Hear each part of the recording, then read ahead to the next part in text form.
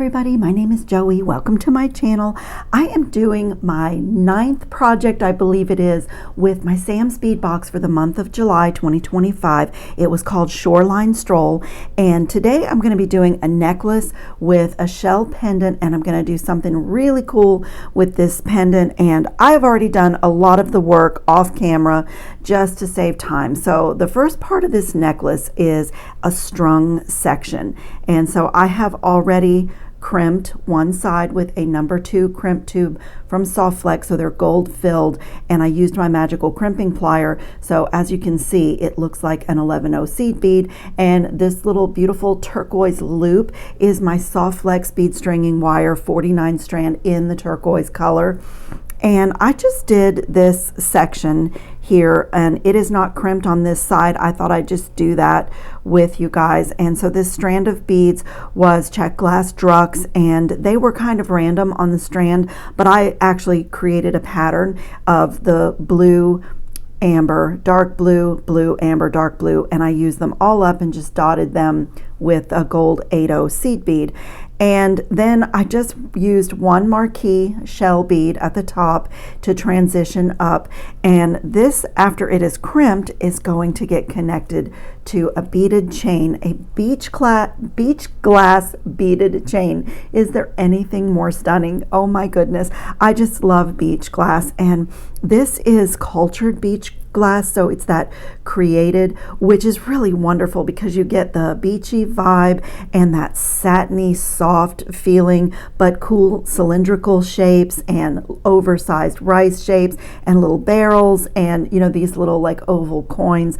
It's just absolutely wonderful. I love this so much. So this is this part of the necklace is color blocked, maybe even a little pattern blocked with like turquoise, one green, and then an amber section, and then going back into a turquoise, and you know, just like little blocks of color.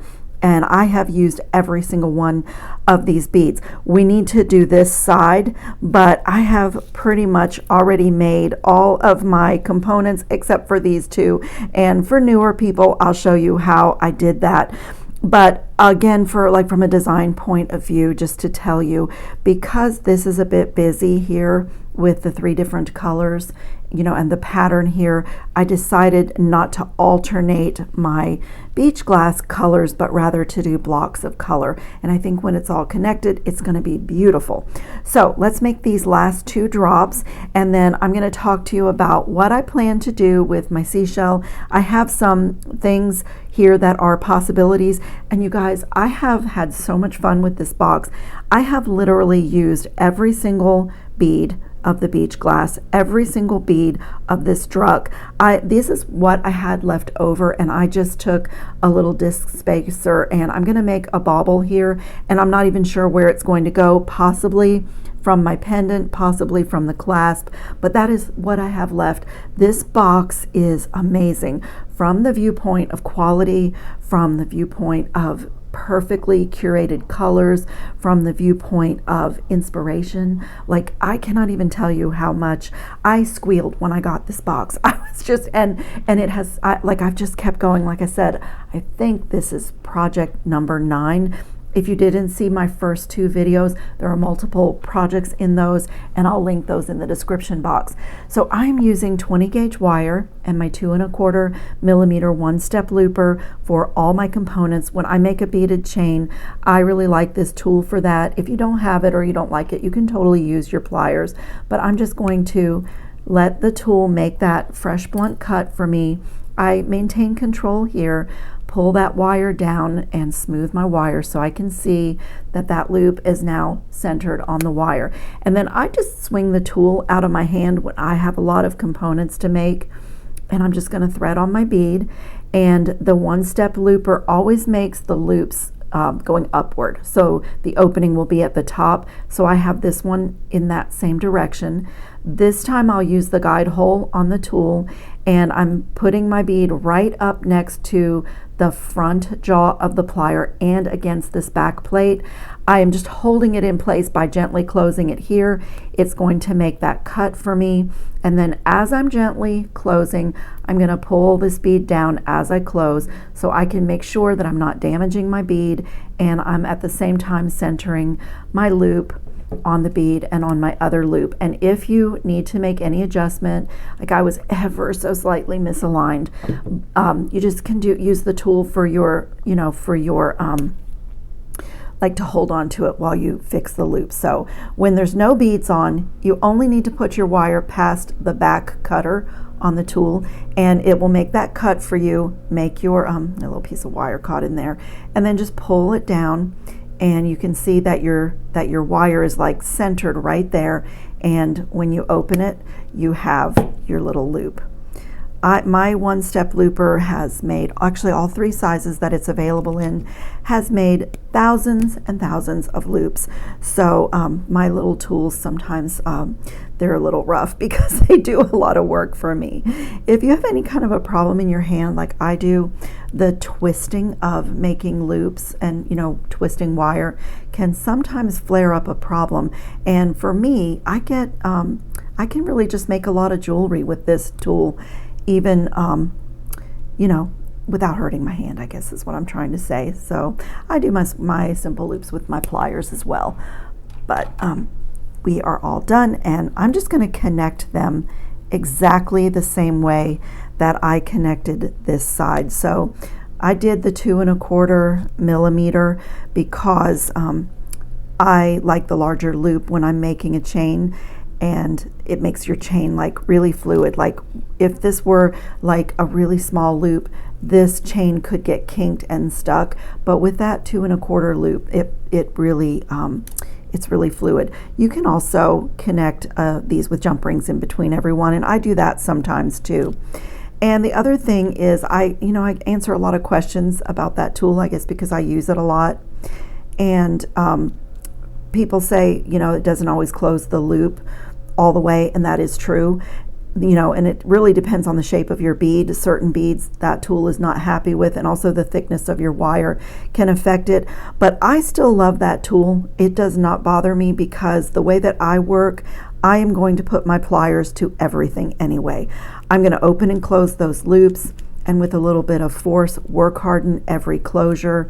And I want to make sure that when I close that loop, that this wire is touching the other wire, and when I run my finger over it, it's smooth, there's nothing sharp.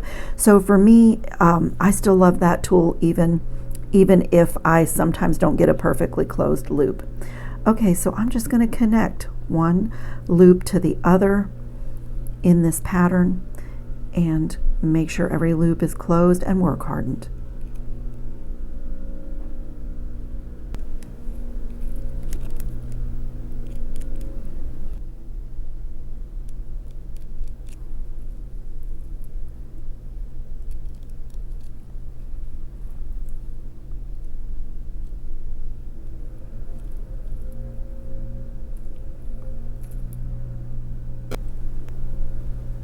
Okay, I am on my last one, and both sides are now the same.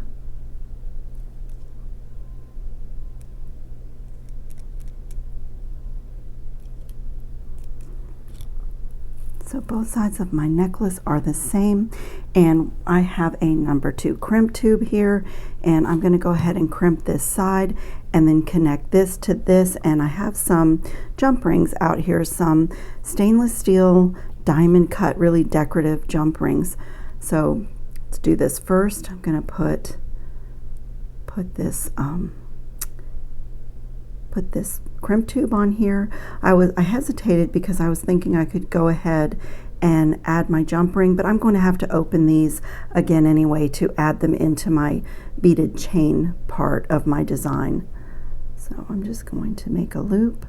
This bead stringing wire does not go back down through the drugs. The holes are too small. So just get this loop to match the other loop pretty well. And I also want to make sure that it's really fluid and there's no strange spaces in between. That looks perfect. And I'm going to take my magical crimping plier and fit that crimp tube right in the middle, squarely in the middle. I can feel when it's in there, and it's a really it's like riding a bicycle is the best way I can say it. Once I feel it nestled right in the middle, then I close down, and not before. Something is amiss this time. There it goes. Then when you close, you've made like the tube into a square with 4 pinched corners. Then you want to do the same thing in the opposite direction, and once again, I just felt it go in the middle. And now I can close again and then just go around a few times, and it's forming that into a bead. My lawn man is here and he is making noise on the back patio, so I'll just pause for one moment. Okay, this is beautiful. It's my favorite way to crimp. I do crimp with my Xuron crimping plier, and I flat crimp sometimes, but I really love this. I'm gonna get in here. I want to get as close as I can and cut that little tail.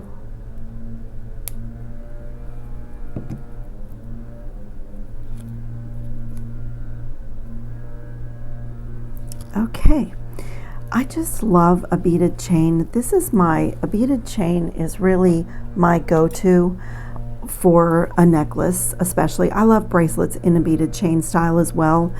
And because I feel like, at least for me, it's strung jewelry is a little bit heavier, and I just love the airiness. But I also, when beads are this gorgeous, I mean, these geometric shapes of this sea glass are just stunning, and I feel like they really show up when they're just floating on wire. So I absolutely love that. So what I'm going to do is take 2 rings here, and I'm going to connect these 2 with these rings. These are really heavy duty, and the fancy cutting, the fancy texture on them makes them look like solid rings. So they really can do a function, but they're also really pretty in a design. So I'm going to open it just a little bit, and I'm only going to do one side. I'm just thinking here, I'm going to need to work on my pendant unless I go down to a smaller ring. I wasn't intending for this to be a convertible necklace. I was really intending for it to just be a shell pendant necklace, but when I show you what I'm going to do for the pendant, it might be nice to slide the pendant off. And I'm not sure, this assortment of jump rings has like 4 different sizes, so I could go down to a smaller one, and I might do that. So let's work on the pendant next before I connect the other side. So what I have here is just a little strip of even count peyote stitch, and I use these really pretty gold Miyuki Delicas. They're 11-0 galvanized champagne Delicas, and just did this really simple little strip of peyote stitch. That is my stop bead, which I can pull off now. And what I'm going to do is let me choose the front. It's going to be this, and I'm going to take my peyote stitch and put it through this smaller side of my shell and bring it up here and zip it up. I'm going to sew it up together. I didn't show you guys, I didn't film the peyote stitch. My needle is still on here because, I mean, I think everybody in the universe knows how to do peyote stitch by now, and even count is really easy. It's the easiest one, in fact. So if you don't know peyote stitch and it's something you would like to learn, let me see what I have here. There's my thread. I do have a video where I've done some peyote stitch little cylindrical beads, which is exactly this, and I could link that below. But I also have some bead weaving things coming. You know, I do have some coming. So if you can see, I have my little teeth here lined up, and I'm just going to weave in and out until I have it zipped up. So if you are not familiar with peyote stitch, it is a really simple, fun stitch, but you get like these little teeth and they fit together. So my thread is coming out on this side, and I'm going to go through this little tooth that's sticking up on the other side and just pull that tight and then zigzag across. You start to see it, like it starts to pull it together. And I'm going to come over to this next one that's sticking up, and then the next one you can usually do a couple of passes with your thread, and I'm just going to zip it up. And it's like kind of like you know, it's an infinity loop then, like it doesn't, it looks exactly, this part where you've zipped up looks exactly like all your other rows. So I think it's going to make a really pretty sort of bail for my seashell.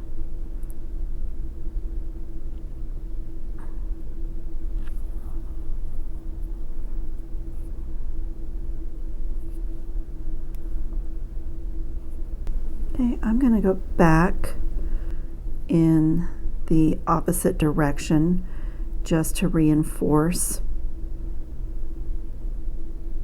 I'm going to pick up that bead right there, just again so it's seamless and not get tangled up in my tail thread.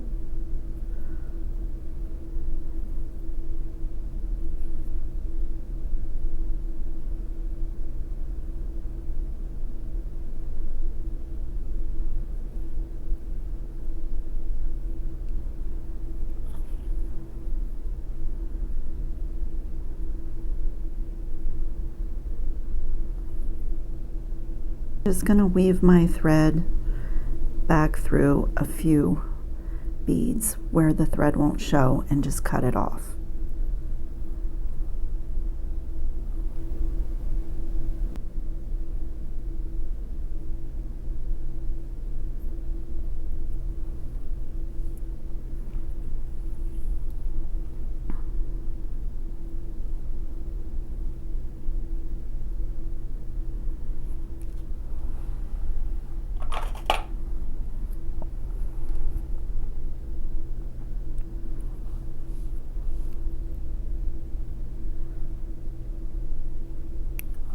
Always really careful to put my needles and threads away because I have a cat and a dog, and I have heard horror stories from this very community about pets getting needle and thread and, you know, having problems. Okay, so the little sort of bail, I want it to go this way. The little sort of bail is on my seashell, and the reason that I stopped on this, as I said, I was not intending to make this interchangeable, but then I thought, you know, why not? Look at that, it's so gorgeous. But then I thought, you know, why not have the necklace so that if I want to slip this off, I can. So let me see if it slips over this size jump ring and my beads. And it does, so I can use those jump rings. I do have these in a smaller size, but I can definitely use those. So let's go ahead now and connect this side the same way we did the other side.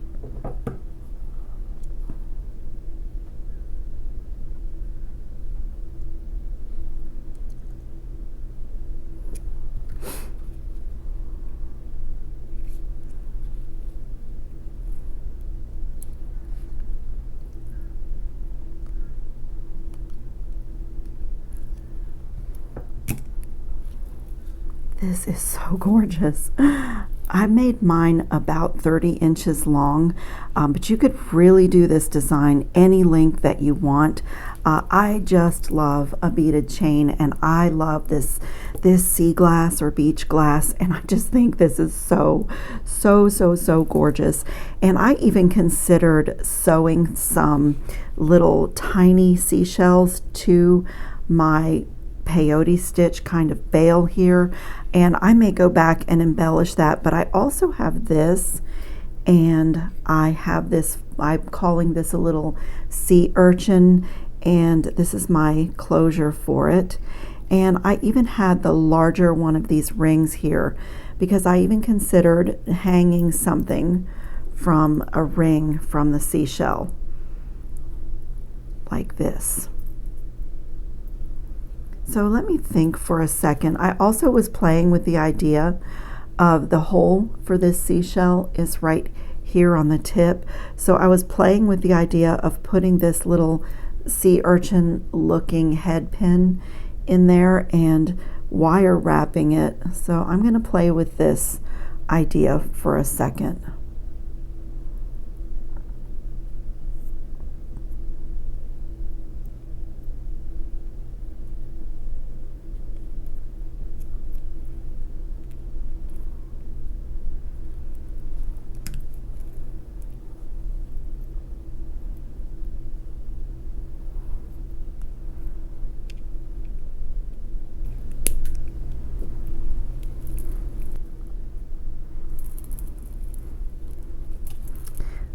And I'm going to go ahead and put a simple loop on this little stack of beads, like literally the last two beads, the last two sea glass beads that I have.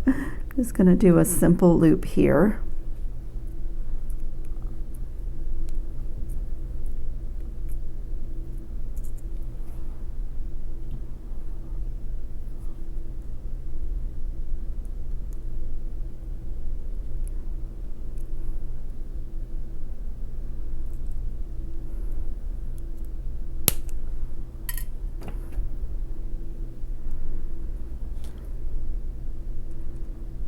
Okay, I'm going to open this and I'm going to attach it right to that wrapped head pin and close that really well, work hard in it.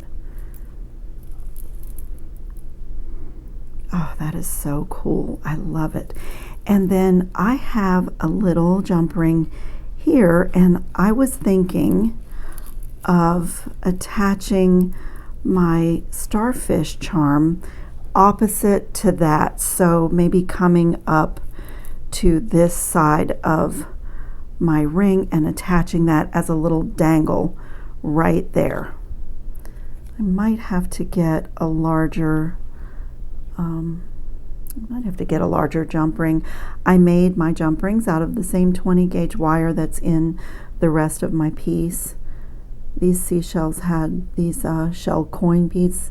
Oh, it works. They have a little kind of a profile, so you have to open your jump ring a little bit bigger than normal.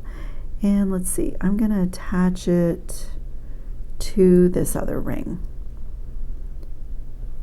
I'm going to check it, make sure it's hanging facing forward. If not, you know, you can always adjust your your orientation with adding in some other jump rings. And I do the same thing on my jump rings. Just meticulously make sure that it's closed, that the two ends meet up. If it doesn't look right, I'll put my pliers inside. Oh, I love that. And it looks like it is going to hang on the front. Oh wow, this is so pretty. I want to play with it, and I realize my long necklaces are really hard to film. They just don't fit under the camera lens like they should. I'm going to use another one of the rings for my lobster claw clasp to clasp onto, and I'm going to just take a second and just look at this. Okay, I love the pendant, but this is not hanging properly. I am going to have to readjust, and I love this, having this little charm here, but I'm going to have to readjust this. I'm thinking that it will lay more beautifully facing forward if I go right through that loop. Find my opening. I closed it so well, now I can't find it to open it again. So I'm going to put my lobster claw clasp on this side because I am right-handed.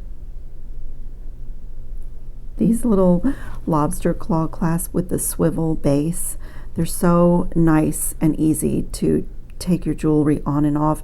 They're part of a gold-plated assortment that I always link in the description box under my favorite findings. I really love them, and they just, to me, they make my pieces look more like fine jewelry. And then I'm going to come to, where's my other end? This end, and add this ring. And you know, I think I want to put a jump ring and then the ring. Okay, and I'm going to make this little adjustment. Let me lay everything out and add my starfish charm correctly so that it stays facing forward. And I will definitely take this and put it on Gabriella Eva so you can see. So I'm going to need to do 2 jump rings here. So in order to connect through a loop that's going perpendicular, I'm going to need to close this jump ring and add in 1 more jump ring to get my orientation right so my starfish is facing forward.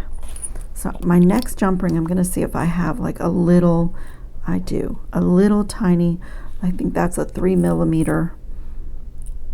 I make of various sizes and just keep them handy. The wire is anti-tarnish. All my wire is anti-tarnish. This one is so small.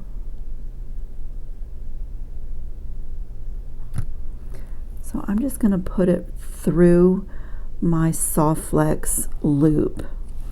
And then I'm going to add my, it needs to be closed a little bit better. Let me close this and see. I just noticed sometimes when you close a jump ring, it will bounce back out, especially if you had it metal to metal.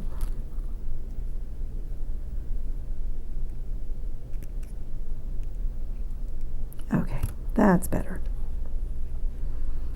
I was chatting with one of our community members. Her name's Diane Bolanani, and she was commenting on how meticulous I am when I make a piece of jewelry, and I know that might drive some people crazy, but I really do fuss over my loop closures and the direction, how things are going to hang, because you know, not only for my own pride in my work, but to me that's how we compete when we're doing handmade things. That's how we compete with the production things and, you know, the machine made things, is for our things to be handmade but be of very, very high quality. So, you know, I do it for both reasons.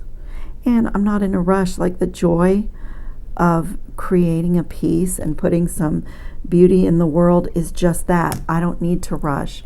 So can you see what I did there with my orientation?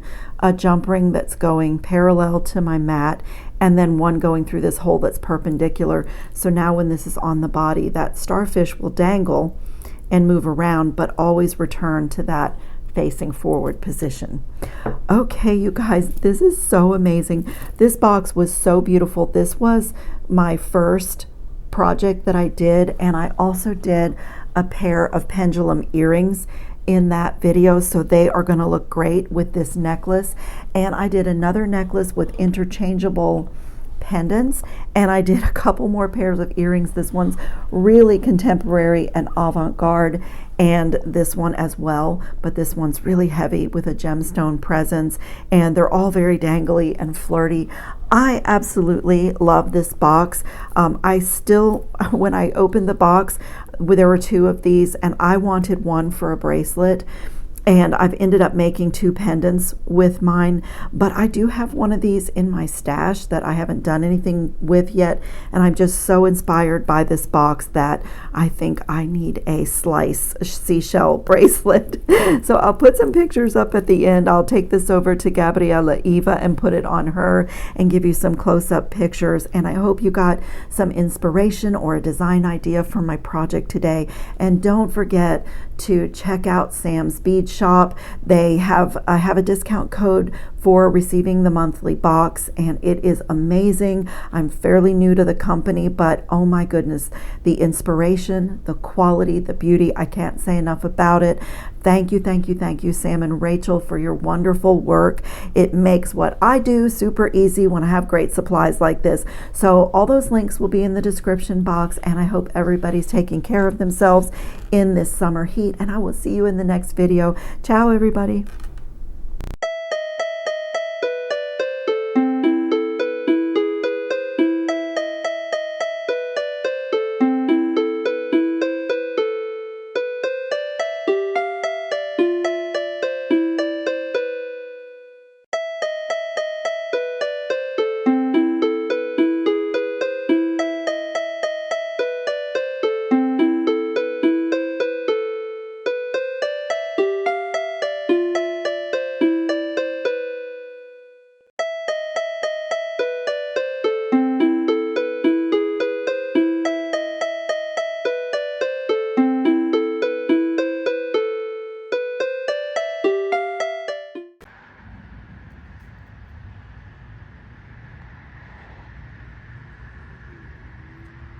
It's not a good idea to be in the road.